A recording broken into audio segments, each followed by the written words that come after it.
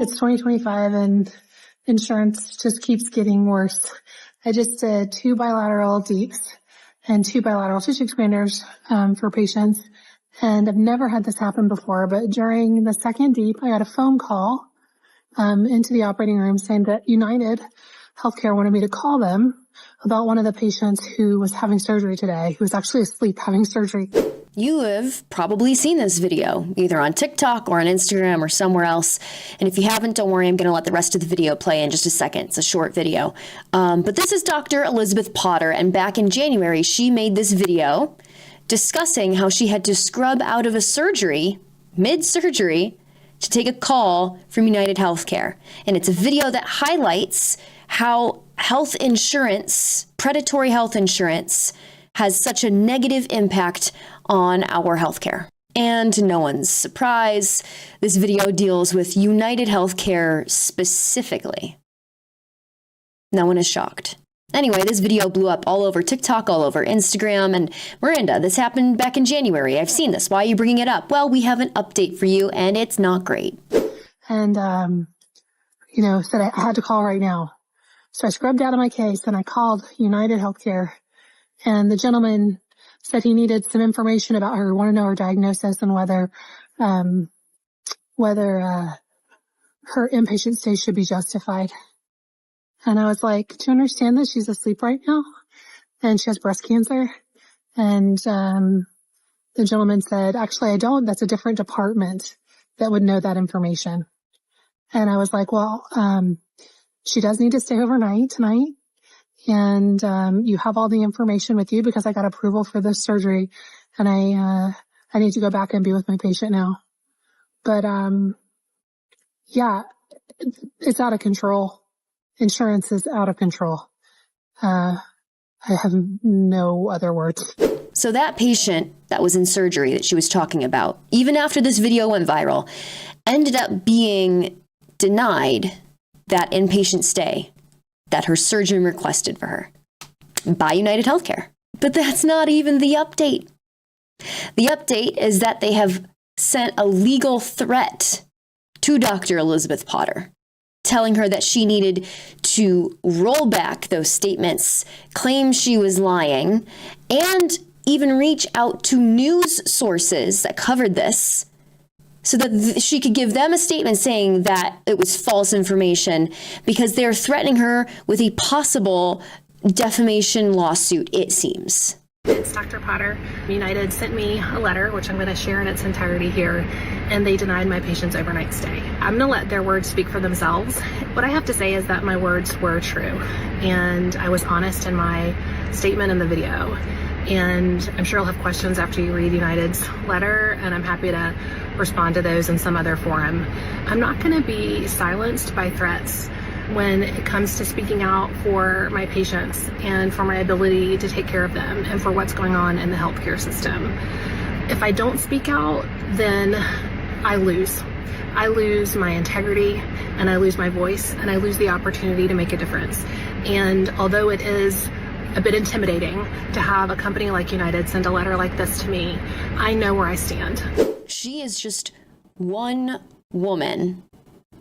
She's a surgeon, a doctor, but she's one woman. She's not the CEO of some massive corporate blah, blah, blah, blah, blah. She's one person. I need you to know that United Health Group saw over $400 billion in revenue with over $14 billion in profit in 2024.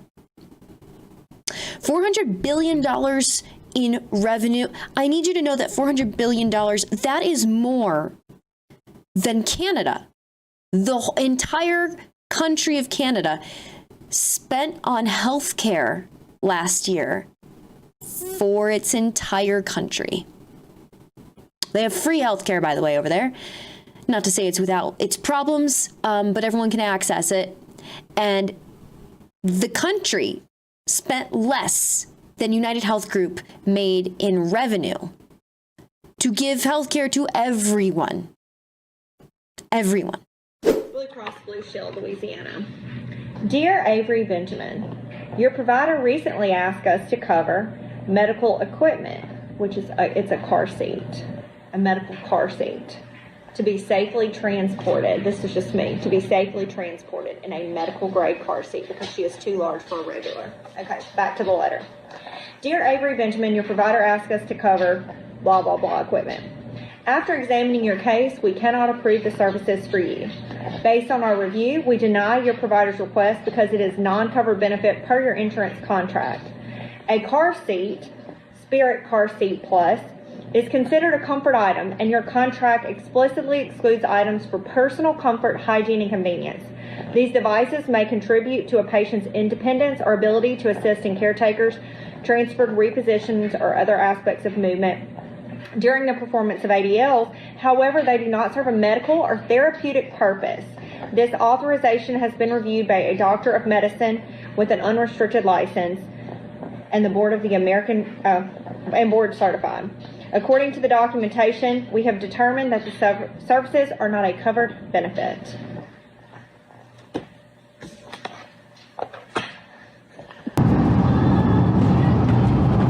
That's right, folks. For the low, low price of your soul, you too can hop on the latest bandwagon of ways to make profit in the United States really quickly, a lot of money, as long as you're willing to deny children the health care that they need. She doesn't need a car seat. That kid. Why would you give her and her little friends car seats when you could just have a third yacht? As the former vice president of Cigna back in the early 2000s, what was it, in a nutshell, that made you say, I can't do this anymore? There were two or three things. One, I refer to those barriers. One in particular is refusing to pay for medically necessary care. There was a case involving a 17-year-old girl in Los Angeles who needed a liver transplant, and a medical director for Cigna 2,500 miles away said he didn't think it was medically necessary. The surgery had been scheduled. A liver had been found that was a perfect match for Natalie Sarkeesian, but Cigna said no, it wouldn't cover it. And eventually, Cigna caved to public pressure because it became a very highly publicized case, and it became a big PR problem for Cigna. And Cigna eventually agreed to pay for the transplant, but it came too late. Delays can be lethal. And these companies delay needed care all the time. There's a process that was developed at Cigna about a decade or so ago in which they created this code, this computer code, this algorithm that says we're going to approve them if they match certain conditions. But if they don't match another condition, let's say a diagnosis that they don't think that is worthy of that treatment, then it will be sent to the desk of a medical director, which is a company doctor, and that doctor is going to be able to quickly sign off on rejecting that claim and saying we're not going to cover it. We talk a lot about UnitedHealthcare, United Health Group, and they're the worst ones, but they're all bad. They all do it. Cigna, Blue Cross Blue Shield, you name a health insurance company in this country, they're bad. They're doing the same stuff. Maybe they tweak it. Maybe they do it a little bit differently. Maybe they don't make as much record profits as UnitedHealthcare, but they all do it because it's a way to make money, because we have a for-profit healthcare system that incentivizes denying people access to life-saving treatment, or God forbid, it's not even life-saving, but you still need it to live, a healthy, happy life, for the sake of making more money. And then God forbid someone speak out about it, stating that you did what you did, and you threaten them and call it defamation. And you have $400 billion in revenue and over $14 billion in profit, and you have money to burn. You can hire every lawyer in the country if you want, because you have that much money, and you can just sue the pants right off of them. And I have to state, they did not threaten to sue her yet. I have to say that, or they'll probably find this video and come after me, and I have to have journalistic integrity. And they did not say they were going to sue her, but why else do you receive a threatening letter telling you you must go online and you must say this was wrong and you must contact Newsweek and tell them that you were wrong? At this time, Dr. Elisabeth Potter has found legal representation, and that is as far as the story currently sits. Hopefully, I will be able to cover this again, and I will have a good update for you. Hopefully, United Healthcare will cave to public pressure because a lot of people are standing behind her. I'm afraid to hold out hope, but any noise you can make at all, on behalf of Dr. Elisabeth Potter, I encourage that you do, because she is one of the few people standing between you and that health insurance company that would rather you die.